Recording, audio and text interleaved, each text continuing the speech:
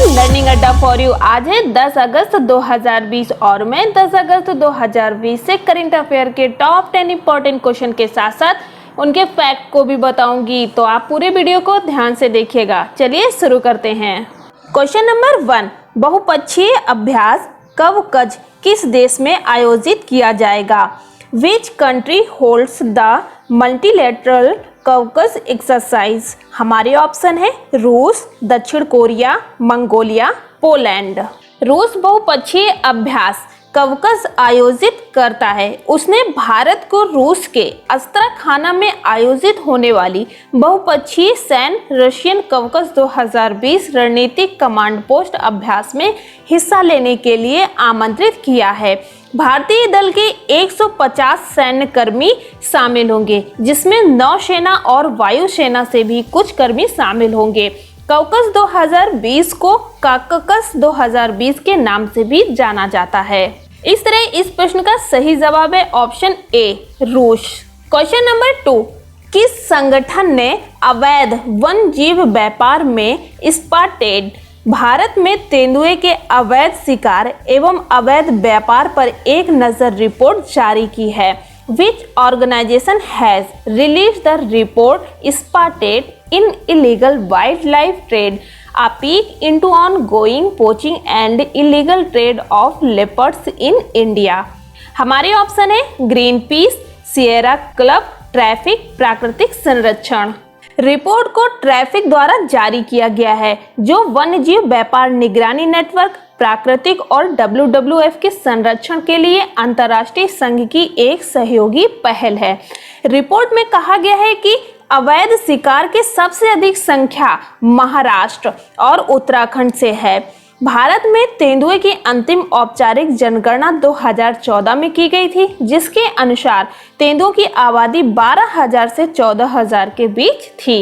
इस तरह इस प्रश्न का सही जवाब है option C, traffic. Question number 3, किस राज्य केंद्र शासित प्रदेश सरकार ने अर्थव्यवस्था को मजबूती देने, प्रदूषण को कम करने के लिए इलेक्ट्रिक वाहन नीति शुरू की है? Which state and UT government has launched an electric vehicle policy to boost the economy, reduce pollution? हमारे ऑप्शन है पुडुचेरी, दिल्ली, गुजरात, राजस्थान। दिल्ली सरकार ने इलेक्ट्रिक वाहन नीति लागू की, जिसके तहत सरकार शहर में पंजीकरण शुल्क और सड़क कर में छूट देगी तथा नई इलेक्ट्रिक कारों को 1 लाख रुपए तक की प्रोत्साहन राशि देगी। इस नीति का उद्देश्य क्या है? अर्थव्यवस्था को मजबूती देना, नौकरियां पैदा करना और प्रदूषण कम करना है तथा इसे अधिसूचित भी कर दिया गया है।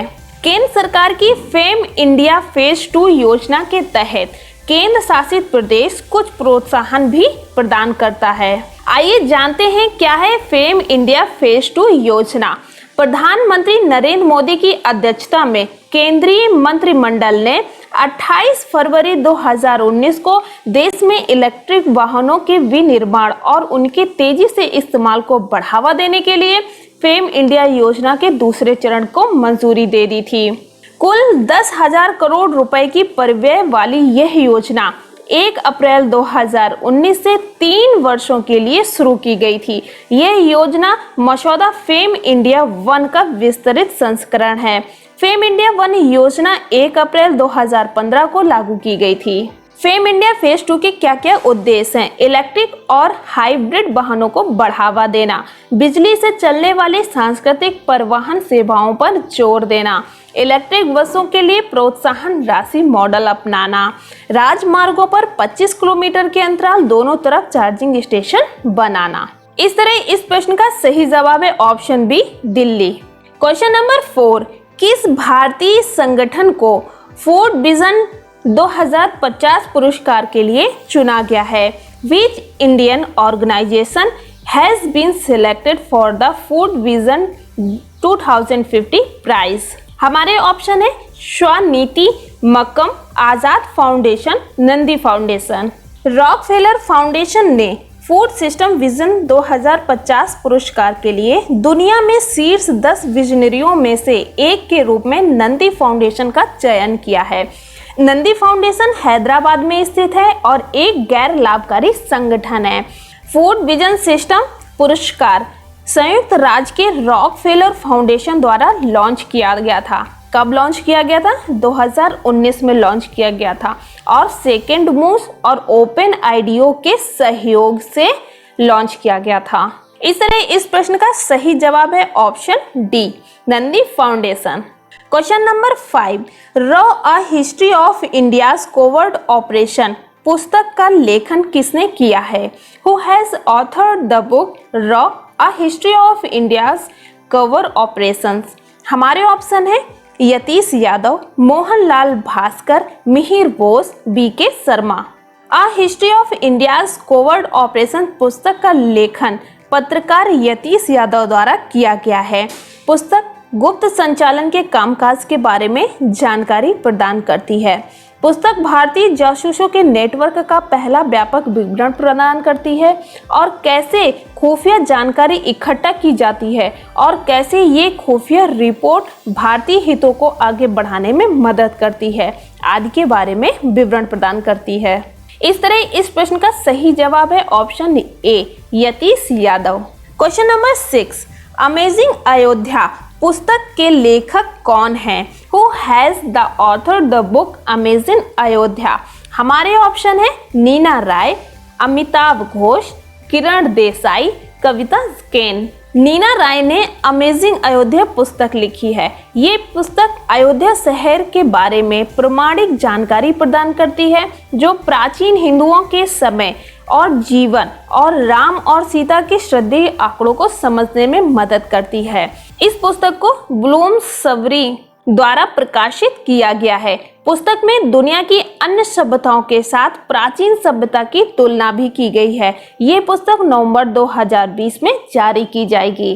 तो इस प्रश्न का सही जवाब है option A, Nina Rai. Question number 7, राष्ट्रीय स्वच्छता केंद्र का उद्घाटन किस राज्य में किया गया है?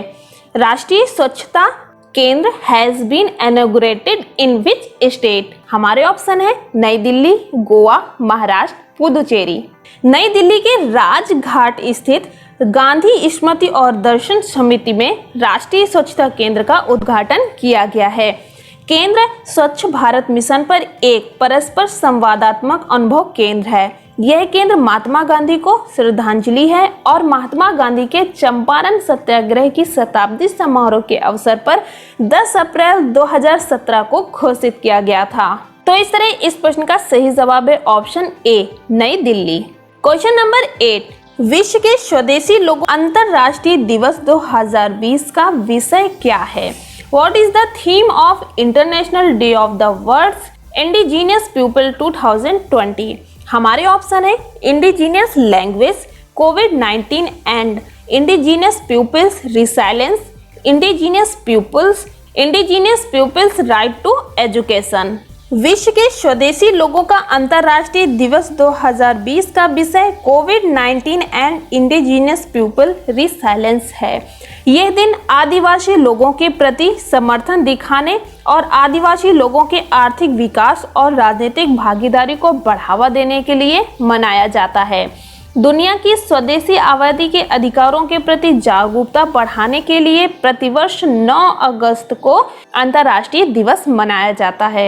इस तरह इस प्रश्न का सही जवाब है ऑप्शन बी, कोविड-19 and indigenous peoples resilience. Question number 9, 2021 में आईसीसी पुरुष T20 विश्व कप की मेजबानी कौन सा देश करेगा? Which country will host the ICC Men's T20 World Cup in 2021? हमारे ऑप्शन है Bharat, Australia, Bangladesh, England. Bharat ICC पुरुष T20 विश्व कप 2021 की योजना के अनुसार मेजबानी करेगा। ये निर्णय अंतर्राष्ट्रीय क्रिकेट परिषद द्वारा किया गया था और परिषद ने यह भी बताया कि इस साल कोरोना वायरस की वजह से स्थगित हुए आईसीसी T20 विश्व कप 2020 का आयोजन 2022 में ऑस्ट्रेलिया में किया जाएगा। अंतर्राष्ट्रीय क्रिकेट परिषद ने आईसीसी महिला क्रिकेट विश्व कप 2021 को फरवरी-मार्च 2022 तक न्यूजीलैंड में स्थगित कर दिया है। इस तरह इस प्रश्न का सही जवाब है ऑप्शन ए, भारत। केंद्रीय रिजर्व पुलिस बल का नया महानिरीक्षक किसे नियुक्त किया गया है? Who has been appointed the new Inspector General of the Central Reserve Police Force? हमारे ऑप्शन है श्री अजय कुमार यादव, PS रानीपसे, अरविंद डेप, अमृत मोहन प्रसाद। ओडिशा कैडर के 1995 बैच के IPS अधिकारी PS रानीपसे को केंद्रीय रिजर्व पुलिस बल के महानिरीक्षक के रूप में नियुक्त किया गया है। वह शामिल होने की तारीख से 5 साल की अवधि के लिए इस पद पर कार्यरत होंगे। वह इससे पहले ओडिशा में अतिरिक्त महानिदेशक के रूप में कार्यरत थे। उन्होंने 2013 में पुलिस महानिरीक्षक का पद भी संभाला था। इस तरह इस प्रश्न का सही जवाब है ऑप्शन बी, PS रानीपसे। क्वेश्चन नंबर 11, यूपीएससी के नए अध्यक्ष के रूप में किसे नियुक्त किया गया है? Who has been appointed as the new chairman of UPSC? हमारे ऑप्शन है DP सिंह, प्रदीप कुमार जोशी, अरविंद सक्सेना, उपयुक्त में से कोई नहीं। प्रोफेसर प्रदीप कुमार जोशी को संघ लोक सेवा आयोग का नया अध्यक्ष नियुक्त किया गया है। उनका कार्यकाल 12 मई 2021 तक रहेगा और वो अरविंद सक्सेना से कार्यभार ग्रहण करेंगे। प्रोफेसर प्रदीप कुमार जोशी इससे पहले मध्य प्रदेश और छत्तीसगढ़ लोक सेवा आयोग के अध्यक्ष के रूप में भी कार्य कर चुके हैं और मई 2015 में यूपीएससी के सदस्य के रूप में भी शामिल हुए। तो इस तरह इस प्रश्न का सही जवाब है option B, Pradeep Kumar Joshi. Question number 12, भारतीय रेलवे द्वारा रेलवे के वास्तविक समय की निगरानी के लिए शुरू किए गए ऐप का नाम क्या है? What is the name of the app launched by the Indian Railways for real-time monitoring of railways? हमारे ऑप्शन है भारतीय रेलवे जांच सूची, रेलवे का निरीक्षण, OHE निरीक्षण ऐप, EEP निरीक्षण ऐप। भारतीय रेलवे ने रेलवे की वास्तविक समय की निगरानी के लिए पूरे भारत में OHE निरीक्षण ऐप शुरू किया। OHE मतलब ओवरहेड उपकरण इक्विपमेंट। एप्लीकेशन तकनीकी देरी के कारण होने वाली ट्रेन देरी और लंबी प्रतीक्षा को कम करने में सहायता करेगा। ओवरहेड उपकरण ऐप वास्तविक समय में ओवरहेड तार की निगरानी करेगा और अगर इसमें कोई खामी आती है तो सभी भारतीय रेलवे को सतर्क कर देगा। तो इस तरह इस प्रश्न का सही जवाब है ऑप्शन सी, OHE निरीक्षण app. Question number 13, Shirley Ann Grave का हाल में ही निधन हो गया है। वो किस क्षेत्र से जुड़ी थी? Shirley Ann Grave who passed away recently was associated with which field? हमारे ऑप्शन है पत्रकार, रसायन विज्ञान, साहित्य, हॉकी। शर्ली एन ग्रेव जिनका हाल में ही निधन हो गया है, साहित्य के क्षेत्र से जुड़ी थी। वह एक प्रसिद्ध फिक्शन लेखिका थी और उन्होंने पुलित्जर पुरस्कार जीता था। उनका जन्म 8 जुलाई 1929 को संयुक्त राज्य अमेरिका में हुआ था। उनके द्वारा लिखी गई पहली पुस्तक ब्लैक प्रिंस थी जो 1954 में प्रकाशित हुई थी। उन्हें 1965 में उनकी चौथी पुस्तक the keepers of the house के लिए पुलित्जर पुरस्कार से भी सम्मानित किया गया था। आइए जानते हैं पुलित्जर पुरस्कार के बारे में। 1917 में प्रारंभ किया गया पुलित्जर पुरस्कार संयुक्त राज्य अमेरिका का एक प्रमुख पुरस्कार है। यह पुरस्कार समाचार पत्रों की पत्रकारिता, साहित्य एवं संगीत रचना के क्षेत्र में उल्लेखनीय कार्य करने वालों को प्रदान किया जाता है। इसकी स्थापना हंगरी मूल के अमेरिकी प्रकाशक जोसेफ पुलित्जर ने की थी। तो इस तरह इस प्रश्न का सही जवाब है ऑप्शन सी, साहित्य। क्वेश्चन नंबर 14, कौन सा संगठन the great maestro Abanindranath Tagore नाम का एक आभासी यात्रा का आयोजन करेगा? Which organisation will organise the virtual tour the great maestro Abanindranath Tagore? हमारे ऑप्शन है भारतीय पुरातत्व सर्वेक्षण, भारत के राष्ट्रीय अभिलेखागार, कला और संस्कृति विरासत के लिए भारतीय राष्ट्रीय trust, national gallery of modern art.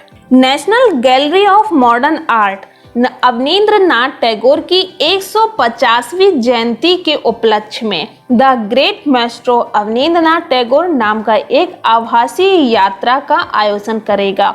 यह एक आरक्षित संग्रह से अवनींद्रनाथ टैगोर की कला की 77 प्रमुख कलाकृतियों को प्रस्तुत करेगा। चित्रों को 4 अलग अलग विषयों की एक श्रृंखला में वर्गीकृत कर प्रस्तुत किया जाएगा। पोर्ट्रेट्स एवं characters, tradition with celebrity, individual style, landscape of interiority. इस आभासी यात्रा में महान कलाकार से जुड़ी स्मृतियों पर प्रकाश डालने के लिए जीवन स्मृति को भी शामिल किया गया है। उनके जीवन एवं कार्यों पर आधारित क्विज को भी शामिल किया गया है। इस तरह इस प्रश्न का सही जवाब है option D, national gallery of modern art. So friends, अगर अभी तक आपने हमारे चैनल को सब्सक्राइब नहीं किया है तो जल्दी से सब्सक्राइब कर दें, बेल आइकन को प्रेस कर दें, साथ ही साथ अपने दोस्तों के साथ भी शेयर करें। इसी प्रकार नए सवालों के साथ हम फिर हाजिर होंगे, तब तक के लिए गुड बाय।